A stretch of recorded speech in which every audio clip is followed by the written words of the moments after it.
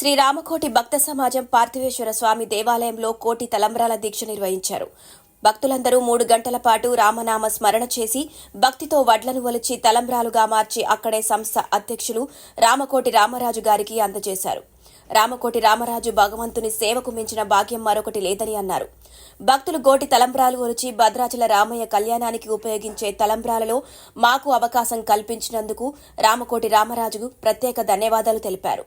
రాముని కండ్లలో నిలుపుకొని చేతులతో ఒలిచి కళ్యాణానికి అందించే భాగ్యం ఎన్ని జన్మల పుణ్యమో అని అన్నారు.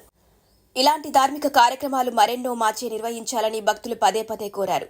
ఈ కార్యక్రమంలో పార్థివేశ్వర దేవాలయం కమిటీ వారు పాల్గొన్నారు.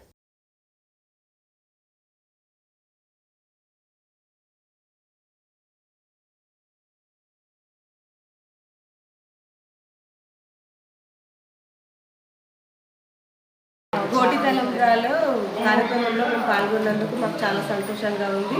ఆ రాముడి కళ్యాణానికి మేము కోటి తలంబ్రాలు కొద్దిగా మనిషి ఇక్కడ గురువు గారికి ఇచ్చాము.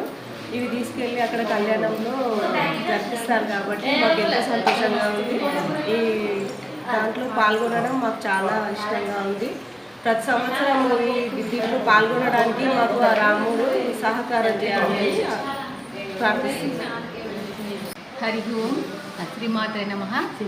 ఈరోజు మా ప్రజ్ఞాపూర్ గ్రామంలో గోటి తలంబ్రాలు అంటే భద్రాచలం నుంచి వచ్చిన వడ్లతో గోటి తలంబ్రాలు భక్త రామదాసు మాకు ఇక్కడికి అవకాశం కల్పించారు.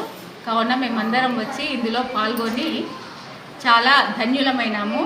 మీరు కూడా అందరూ ఎవరెవరు ఎక్కడైనా ఉన్నవాళ్ళు కావాలంటే మీరు కూడా చేయవచ్చు. ఇంకా మాకు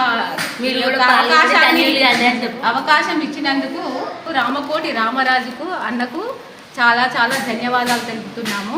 ఇంకా ఈ రాముడి గురించి రాముడు అంటే మూర్తిభవించిన ధర్మము. రామో విగ్రహాన్ ధర్మ పుంసాన్ మోహన రూపాయ పుణ్యశ్లోకాయ మంగళం. అంటే రాముడిని పురుషులు కూడా మోహించిండ్రంట. కాబట్టి మనం ఈ యొక్క రామాయణంను రాముని యొక్క నడవడిని మన పిల్లలకు మనము భావి తరాలకు అందించాలి. ఈ రామాయణం గురించి రాముడి గురించి రాముడంటే ఎలా మనుషుడు ఎలా ఉండాలి, ఎలా నడుచుకోవాలి, ధర్మంగా ఎలా ఉండాలి, ధర్మపాలన ఎలా చేయాలి అని రాముని యొక్క జీవిత చరిత్ర మనకు తెలుస్తుంది. అంటే ఎలా ఒక మనుషుడు ఎలా జీవించాలి అని తెలుసుకోవాలంటే రామాయణం తెలుసుకోవాలి, చదవాలి, వినాలి. మన పిల్లలకు కూడా మన యొక్క ధర్మాన్ని మన సనాతన ధర్మాన్ని నేర్పాలి. మనము నేర్చుకోవాలి, ముందు మనం నేర్చుకోవాలి.